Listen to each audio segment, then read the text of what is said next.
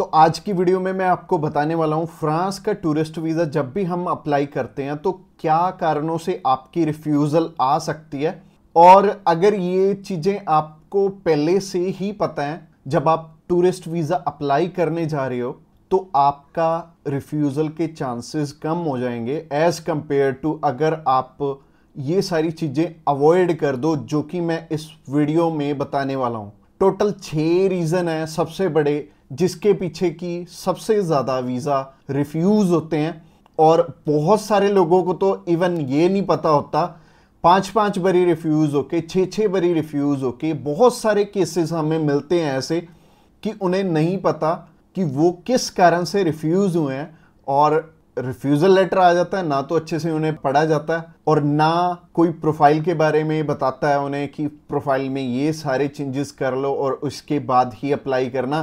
Same ही profile को 1 बारी 2 बारी 3 बारी 4 बारी बार बार अप्लाई करके देखा जाता है। और मेरे को नहीं पता कि इसके पीछे कारण क्या है, क्योंकि जब भी हमारे पास कोई रिफ्यूज़ होता है तो हम नेक्स्ट टाइम उनका बहुत अच्छे से फाइल प्रिपेयर करके और डॉक्यूमेंट्स बढ़ा के या फिर एक्स्ट्रा एक्सप्लेनेशन कवर लेटर में दे के हम अप्लाई करते हैं।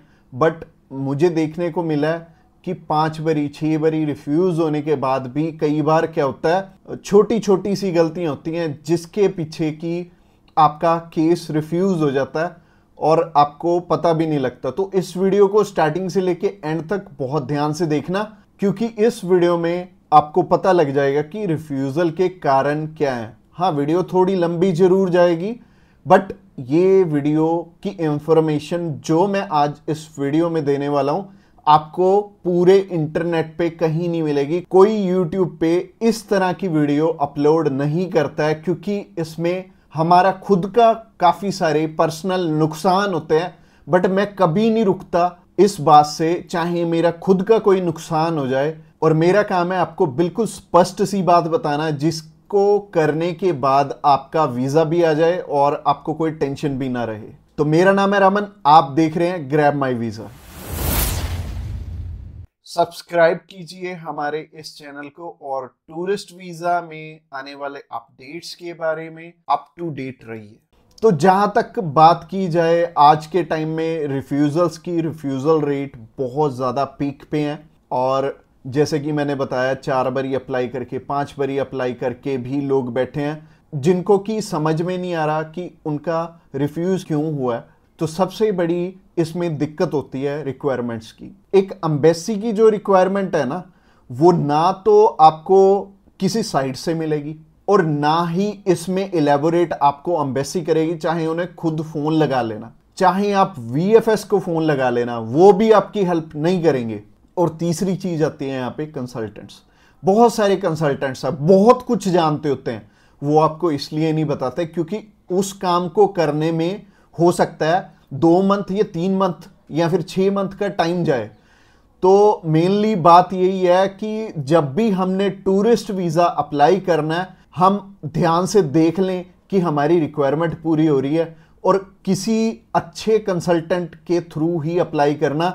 मैं तो एक चीज़ बोलता हूं कि बड़े नाम के पीछे तो कभी मत जाना। देखो, अभी कोई बड़ा नाम है तो उन्हें कोई फर्क नहीं पड़ता कि आपका वीज़ा आए चाहे आपका रिफ्यूज़ हो। बट हाँ, जैसे हमारे जैसी कंपनीज हैं जो कि अप्लाई करने का भी खर्चा बहुत कम लेते हैं और इसके बाद भी आपको पूरी पूरी सपोर्ट करते हैं हर एक फील्ड में, हर एक चीज़ में आपकी डॉक्यूमेंटेशन बहुत अच्छे से बनाते हैं। क्योंकि जितने नॉमिनल कॉस्टिंग हम लेके चल रहे हैं ना, अगर आपका वीज़ा आएगा तभी हमारा बेनिफिट है। अगर आपका वीज़ा आएगा, आप 10 रेफरेंस हमें दोगे तभी हमारा बेनिफिट है, अदरवाइज हमारा कोई बेनिफिट नहीं है। जो पर्सन आपसे ऑलरेडी 25,000 50,000 रुपये एडवांस में ले रहा है, उन्हें आपकी प्रोफाइल से कोई मतलब नहीं है। अच्छा, दूसरी तरह के कंसल्टेंट ये हैं कि जो हायर साइड पे 20-25 हज़ार रुपये आपसे पहले भी लेते हैं और 10 लाख रुपए बाद में भी लेंगे। उन्हें भी आपकी प्रोफाइल से बहुत हद तक कोई मतलब नहीं है, क्योंकि उन्होंने आपसे एडवांस ले लिया है और उन्हें यह फर्क नहीं पड़ता कि आपका वीजा आए या ना आए। वो अगर 10 केस अप्लाई करेंगे तो उसमें से एक वीजा तो वैसे ही आ जाता है। तो उनके 10 लाख रुपए तो वैसे ही बन गए, तो उन्होंने आपकी टेंशन क्यों लेनी है? तो सिंपल सी बात है, मैंने आपको अपना मोटिव बता दिया है कि हम रिक्वायरमेंट आपकी अच्छे से क्यों फुलफिल करवाते हैं जब भी आपने टूरिस्ट वीज़ा अप्लाई करना होता है, क्योंकि हमें आपसे बहुत कम पैसे मिलने हैं। अगर आपका वीज़ा नहीं आएगा, आपसे हमें रेफरेंस नहीं मिलेंगे, तो हमारा फ़ायदा ही नहीं है इस काम में आने का। इसके अलावा पहला रीज़न तो हो गया जो कि रिक्वायरमेंट के ऊपर है, कि रिक्वायरमेंट अपनी बहुत अच्छे से समझ लेना और पूरी कर लेना, तभी वीज़ा अप्लाई करना। और दूसरा रीज़न है कि आपके फाइनेंशियल डॉक्यूमेंट्स बहुत अच्छे से फुलफिल नहीं हुए होते। तो फाइनेंशियल डॉक्यूमेंट्स अगर अच्छे से पूरे नहीं होंगे तो एम्बेसी आपको वीज़ा, आप ही बताइए, कैसे देगी? उन्हें एक प्रॉपर प्रोफाइल चाहिए, उन्हें ऐसी प्रोफाइल चाहिए कि स्टेप बाय स्टेप आपके सारे डॉक्यूमेंट्स आपस में मैच कर रहे होने चाहिए। जैसे कि आपका जो ऑक्यूपेशन है, वहां से आपकी कितनी मंथली इनकम आ रही है, और क्या वो उसी प्रोफेशन से इनकम आ रही है आपकी, और आपके फाइनेंशियल्स आपस में मैच कर रहे होने चाहिए, तभी आपका वीज़ा लगेगा। तो अगर आपको नहीं पता है कि आपके फाइनेंशियल मैच कर रहे हैं या नहीं कर रहे, तो आप क्या कर सकते हैं, आप अभी हमें कॉल कर सकते हैं। आप जान सकते हैं कि आपके फाइनेंशियल अच्छे से मीट कैसे होंगे। और कॉल तो आप इस वीडियो के एंड में ही हमें करना, क्योंकि आगे जो रीज़न है वो भी बहुत स्ट्रॉन्ग रीज़न है कि आपका वीज़ा इन कारणों से भी हो सकता है। प्रोफाइल का तो मैंने आपको बता दिया कि आप हमें कॉल कर लेना। इसके अलावा जो तीसरा सबसे बड़ा रीज़न है वो है कि आपके यहाँ पे इंडिया में टाई स्ट्रॉन्ग ना होने, यानी कि इंडिया में आपका कोई ऐसा रीज़न नहीं है कि आप वापस लौट के आओ।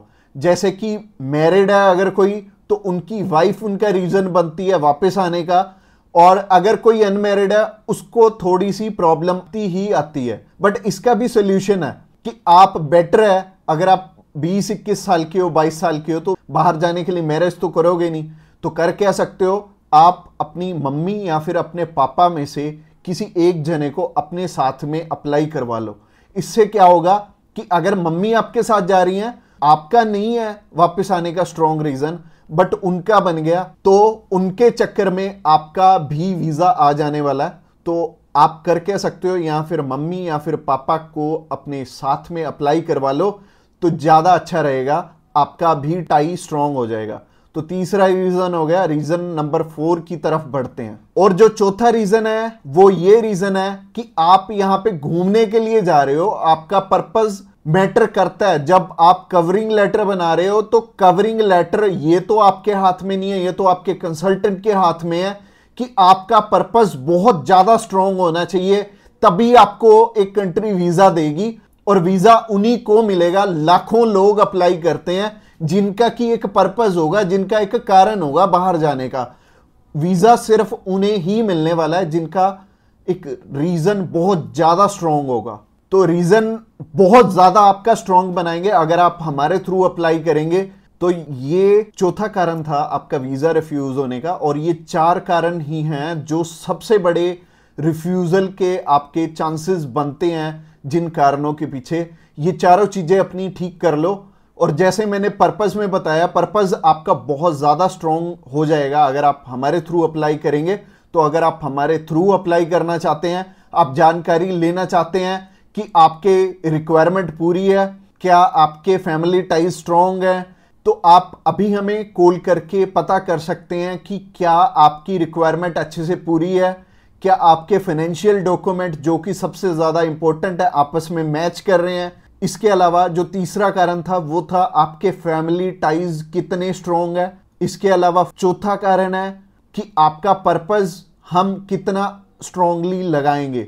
इसके ऊपर आपका वीजा डिपेंड करेगा। और वीजा चाहे आप फर्स्ट टाइम अप्लाई कर रहे हो, चाहे ऑलरेडी आपके एक रिफ्यूजल है, 2 है, 3 है, 4 है, जितनी मर्जी आपकी रिफ्यूजल्स हैं, मैटर नहीं करती। हमारे पास बहुत सारे लोग आते हैं, एक पर्सन का हमने अप्लाई करके दिया था और उनका टोटल 12 बार रिफ्यूज था, 13th टाइम उनका वीजा आया था। और मोस्टली लोग 1 बारी, 2 बारी, 3 बारी, तो बहुत सारे लोग रिफ्यूज होते हैं। कई लोग तो 4-4, 5-5, 6-6 बार रिफ्यूज होते हैं। इवन उन्हें ये नहीं पता लगता कि हम करें तो करें क्या। वीजा तो हमें लेना है, और लेना भी बिल्कुल सही मायने में है, एक्स्ट्रा पैसे दे के नहीं लेना। एक बिल्कुल नॉमिनल चार्जेस में ही अप्लाई करवाना है किसी से, तो उस कारण में वो ट्रैवल हिस्ट्री वाली साइड भी जाते हैं। तो ट्रैवल हिस्ट्री वाली साइड मैं तो बिल्कुल नहीं बोलूँगा कि आपको ट्रैवल हिस्ट्री बनानी चाहिए, क्योंकि इस टाइम एयर टिकट्स ही इतनी महंगी हैं कि अगर आप एक कंट्री में भी ट्रैवल करते हैं तो आपका 70 से 80 हज़ार रुपये लग जाते हैं। इसके अलावा अगर आप 3-4 कंट्रीज में ट्रैवल कर लिए तो आपके 3-4 लाख रुपए खराब हो जाने वाले हैं। और जैसे कि मैंने आपको पर्पस वाली वीडियो में बताया था, 15 से 16 हज़ार रुपये में आप हमारे थ्रू अप्लाई कर लेंगे और आप कम से कम 3 लाख रुपए में अपना 20 बारी अप्लाई कर पाओगे। तो ट्रैवल हिस्ट्री पे बिल्कुल भी पैसे मत लगाना। इसके अलावा अगर आप हमें अभी कॉल करना चाहते हो, कॉल कर सकते हो नीचे दिए गए नंबर पे। और इसके अलावा आप हमें व्हाट्सएप पे भी मैसेज कर सकते हो। व्हाट्सएप पे मैसेज करने के लिए डिस्क्रिप्शन बॉक्स में लिंक है, उस लिंक पे क्लिक करते ही आप हमें मैसेज सेंड कर पाएंगे और हम भी आपकी enquiry as soon as possible हम लेने वाले हैं। और हमारी टीम्स ऑफ एक्सपर्ट्स हमेशा रेडी है और वो सारे टीम मेंबर्स को पर्सनली मैंने ही ट्रेंड किया हुआ है और आपकी हर एक ज़रूरत को वो समझेंगे और फिर उसी अकॉर्डिंग आपको गाइड करेंगे। और आपको बिल्कुल भी टेंशन नहीं लेनी, जब भी आपने वीज़ा अप्लाई करना है आप हमारे थ्रू ईजिली कर सकते हैं। अगली वीडियो हमारी सी टाइप के वीज़ा के ऊपर रहने वाली है कि सी कैटेगरी में बहुत सारे हमारे पास ऑप्शन होते हैं अलग अलग, जिनके थ्रू की वीज़ा अप्लाई करने में हमारा पर्पस बहुत स्ट्रॉन्ग हो जाता है। तो सी टाइप में जैसे कि बिजनेस वीज़ा हो गया, स्पोर्ट्स वीज़ा हो गया, कल्चर वीज़ा हो गया, मेडिकल वीज़ा हो गया, तो ये सारे वीज़ा के बारे में हम बात करने वाले हैं, जो कि हमारी नेक्स्ट वीडियो रहने वाली है। तो आपने क्या करना है, हमारी नेक्स्ट वीडियो को भी जरूर ध्यान से देखना। Thanks a lot for watching this video till the end और मिलते हैं किसी बढ़िया सी वीडियो में नेक्स्ट टाइम।